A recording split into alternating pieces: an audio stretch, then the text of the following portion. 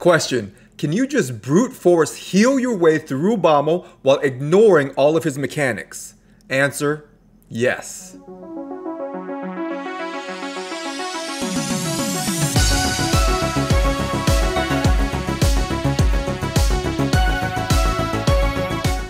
What is going on, Raiders? Soda Dragon here, bringing you another video on Bommal Hard. Now, you guys know I usually don't post in the middle of the week, but when I found out this new strat after testing, I want to share it with you guys as soon as possible. The nice thing about this is that it is only epics.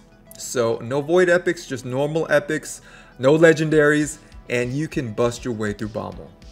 So some of you guys might be asking, well, there's already an epic that can solo Bommal, right? Burungiri. So why would I build up 5 epics versus just 1 epic in Burungiri? And the answer is, well, firstly, do you have Burungiri? And secondly, do you have the gear to make him work for 50? So even for me, I have him. To make him work for hard 10 was pretty hard. To make him work for hard 50, I couldn't make him work. But I made this team, which I'm going to show you, work. So really, that's the question. And so far, I haven't seen anybody make Burungiri solo work for hard 90. So Burungiri at best looks like a stopgap measure to help you through partially the hard Doom Tower, but not all the way up.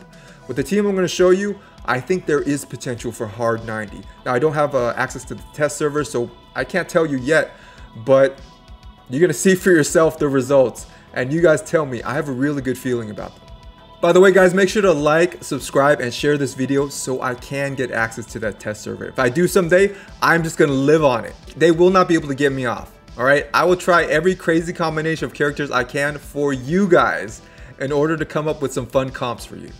All right, guys, on to the team. And it is 3 Vrasks and 2 Vogoths.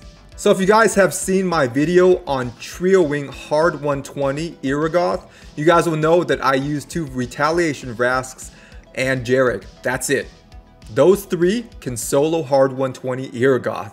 So I've always been a fan of Retaliation Vrask. I've always been a fan of Vrask in general and the Retaliation set and him in the Retaliation set, but really there hasn't been a showcase for them until Doom Tower. So I'm really happy to show them off. So here, all 3 Vrasks are Retaliation Vrasks.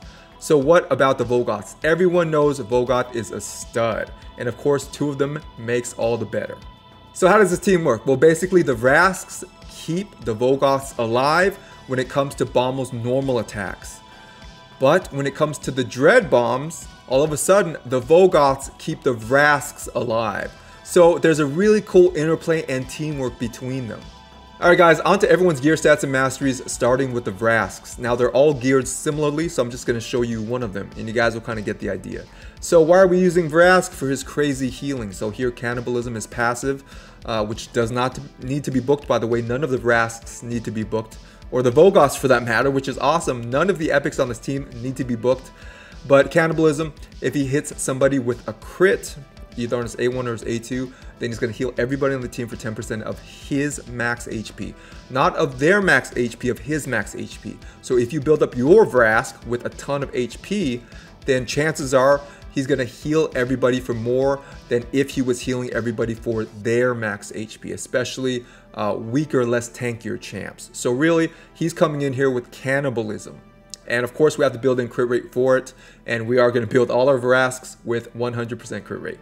So how have I geared him? I have him, as I mentioned before, in a Retaliation set plus an Immortal set. I think this is a great combination for Vrask.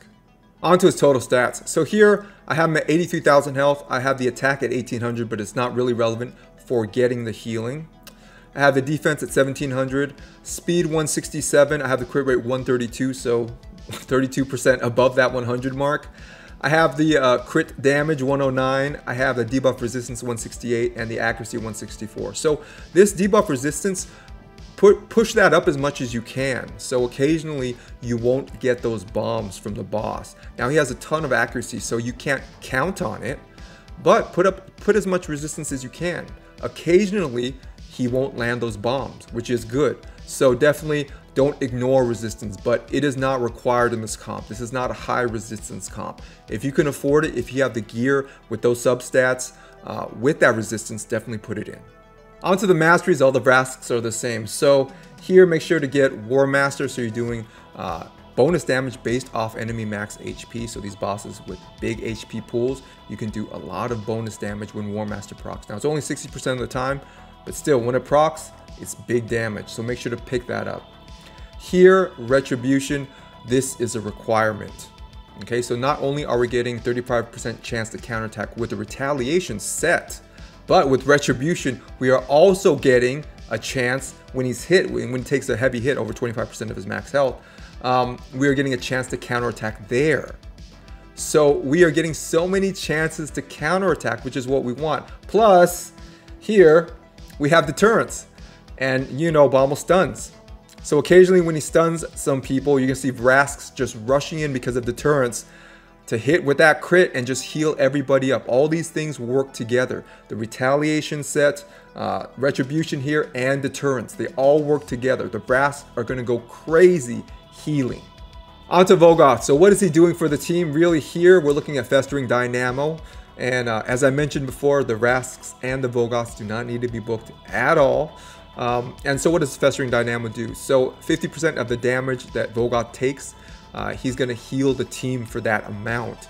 So when you have two Vogoths, what they really do is they mitigate the damage from those Dread Bombs. So if everyone on the team has over 50% health, you actually want those Dread Bombs to go off, because all those Vrasks are going to be full health. That's how good it is. So it's a similar effect to Birangiri. If you've seen Birangiri, or you have him and you've seen him solo, where those Dread Bombs go off, and because of his passive, he's basically healing for full health. That's the way Vogoth works. So those Dread Bombs go off and those Vrasks are completely healed.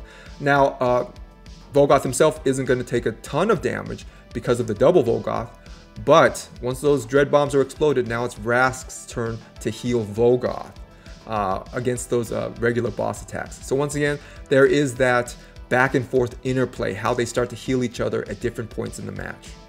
Onto his gear. So I have him in an Immortal and a Regeneration set. So really, Vogoth needs to regenerate a ton of health. Onto his total stats. So here I have him at 82,000 health. I have the attack at 1,500, defense 2,100, speed 171. I have the crit rate 38%, crit damage 140%. I have the resistance 149. As I mentioned, not a high resist team. And I have the accuracy 106. This is really important. You need to build your Vogoths with as little accuracy as possible. Once again, you need to build your Vogoths with as little accuracy as possible. So when Vogoth gets hit, he has another passive that applies a leech. But Bommal in his mechanics, when someone tries to apply debuff to him, he's gonna put a bomb on them. Okay, so if you have a high accuracy Vogoth, every time he gets hit, he's going to get a bomb, or he's going to get a ton more bombs than the Vrasks because of his passive. Because that just, his passive just attempts to apply that leech to the boss. And you don't need the leech. You don't need it. Okay, so make sure your Vogoth is as low accuracy as possible. That is how to make him work.